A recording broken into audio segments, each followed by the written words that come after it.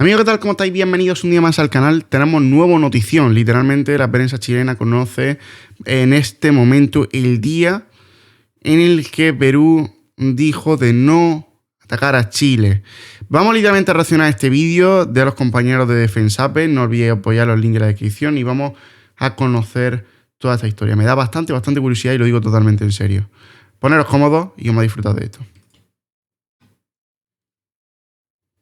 Pero no, yo no tengo ninguna responsabilidad, así que tengo toda la libertad del mundo para decir ¿Qué opinaría? Si lo que está diciendo, lo tenemos absolutamente claro, digamos. Pero yo se lo pregunto en ese sentido, con su experiencia y tomando en cuenta que lo tocó estar en este periodo complejo de Perú. Vamos un poco más al libro, justamente para hablar de lo que significó este periodo en Perú, las relaciones chileno-peruanas de esa época, de fines de los 70, cuando le toca además el centenario del inicio de la Guerra del Pacífico. ¿Por qué se declara persona non grata por el gobierno peruano de la época al embajador de Chile, a Francisco Bulnes? Y le toca a usted asumir ahí prácticamente el rol de embajador sin serlo en ese instante. Las razones básicas fueron de que se descubrieron dos casos de espionaje que llamaron ellos. Uno que terminó con el fusilamiento de un peruano y otro que fue el caso del comandante Jarpa, que era comandante de un buque chileno, el Beagle, en Talara, y que lo sorprendieron al chofer del auto donde él iba, sacando unas fotos en una pista de aterrizaje que pertenecía a la Fuerza Aérea. Eso significa de que estos dos casos de espionaje crean mucha dificultad en el Perú, y el Perú decide fusilar a un peruano que estuvo en el primer caso de espionaje, a un suboficial que se llama Vargas Gallagar. Entonces, y los chilenos, entonces lo que ellos dijeron, hemos pedido dos casos, es lo que ellos sostenían, dos casos de espionaje, fusilamos a un peruano y los chilenos, ¿qué? Nada, no han pagado nada. Ahora eran dos gobiernos militares. Lo lógico habría sido, o que habría sido en cualquier parte, mire, yo pillé a un militar espiando, bueno, que paguen, que usted pague a ese nivel. Pero habían dos gobiernos militares.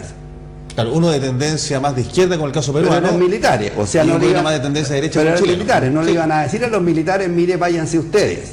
Entonces, y además daba mucho más bombo, y además había un tipo, una persona, que creyó que con esto se iba a levantar, un ministro que se llamaba Silva Ruete, está todo escrito en el libro, que creyó que con esto él creaba una opinión pública a favor de él como para poder ser candidato a las elecciones que venían, porque acordémonos que además empezaba la campaña electoral en el Perú para elegir presidente de la República con la nueva constitución que se estaba dictando. Entonces, ¿qué es lo que era lo más rimbombante que podía pasar? La cabeza del embajador. Entonces, echen a don Pancho. Y nosotros no supimos que habían echado a don Pancho por los peruanos. Nosotros lo supimos por diarios de Santiago que nos llamaron a las 6 de la mañana diciendo tenemos noticias de tal cosa, y ahí esto fue el 19 de... Claro, se declara persona non grata al embajador, se va Francisco Bulnes de la embajada en Lima y usted tiene que hacerse cargo prácticamente de la embajada. ¿Por qué edad? Por 2 años, 2 meses me hago cargo de la embajada y yo tenía 39 años. Y le toca justamente el centenario de la Guerra del Pacífico. ¿Qué situaciones ahí complicadas nos puede contar en el tiempo televisivo, por supuesto, que tenemos? ¿Cuán cerca tuvimos de un conflicto con Perú en esa época? Yo creo que lo más complicado que pasó en esa época no fue precisamente en el 79, fue en diciembre del 78. Una cosa que no se ha dicho nunca y que no está escrito en ninguna parte. Lo más fuerte de esa época, ¿eh? Bueno. Muy curioso, la verdad, ¿eh?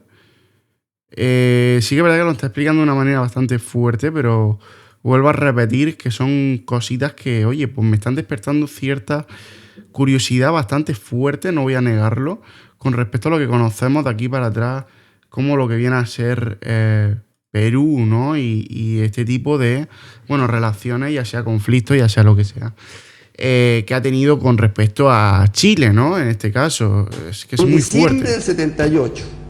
Cuando estábamos casi en guerra con Argentina, y aquí ustedes en el sur sabían mejor que nadie. Claro, se habían pintado los hospitales con las cruces, Punta Arenas estaba movilizado, la flota argentina había salido del Atlántico el 22 de diciembre. En la segunda semana de diciembre, Argentina oficialmente le pide al Perú que se junte en la guerra para que se junten los dos para juntos declararle la guerra a Chile. Perú, digamos, por el norte y ellos por el sur. Ahora Bolivia se habría metido de todas maneras, era gratis la cuestión.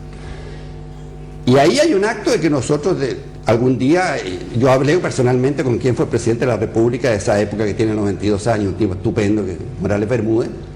Bueno, yo creo que si él dice que sí, para nosotros habría sido muy complicado. Nosotros teníamos toda la escuadra y todos los aviones aquí en el sur. De Además, aquí a Punta en una Arenas. época en que no habían tantos aviones, Y que no había el tantos ejército buques. tenía tantos pertrechos, había una enmienda internacional que impedía comprar armas en el extranjero, etcétera. Absolutamente. Ah, un eso ambiente se lo internacional impedía de cierta manera.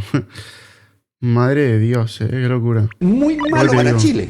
Porque además el Perú tenía una excelente relación con todo el mundo, era miembro no alineado, había comprado 350 tanques T-55 y T-54, había comprado en la Unión Soviética, había comprado aviones en la Unión Soviética, había recibido unas fragatas italianas, o sea, había un desnivel absoluto. En favor de Perú, por cierto. Obvio. Y nosotros entonces, y ahí Perú dice que ellos no se meten a la guerra. Yo creo que ese fue el peor periodo. Ahora, lo que me tocó vivir a mí, la verdad es que fuera de las cosas diarias así en que habían problemas, o fuera de las cosas algunas cosas que le pudieron pasar a mis hijos en el colegio, o fuera de un ambiente que aparecían muchas cosas en los diarios que eran muy ingratas, la verdad es que no hubo ningún hecho que fuera realmente explosivo. Era la cosa diaria, asistir y yo iba a todas estas cosas, al centenario del combate naval de Iquique, yo estuve ahí. En el centenario del combate de Angamos también estuvimos ahí. El centenario, la única vez fue para el centenario de la declaración de la guerra que nosotros hicieron una manifestación frente a la embajada.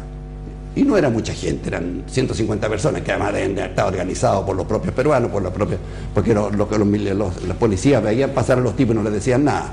Pero fuera de eso, la verdad es que cosas así como épicas, digamos, no, mentiría yo, sí. Pero hay muchas cosas que hay cosas muy simpáticas, hay anécdotas muy simpáticas.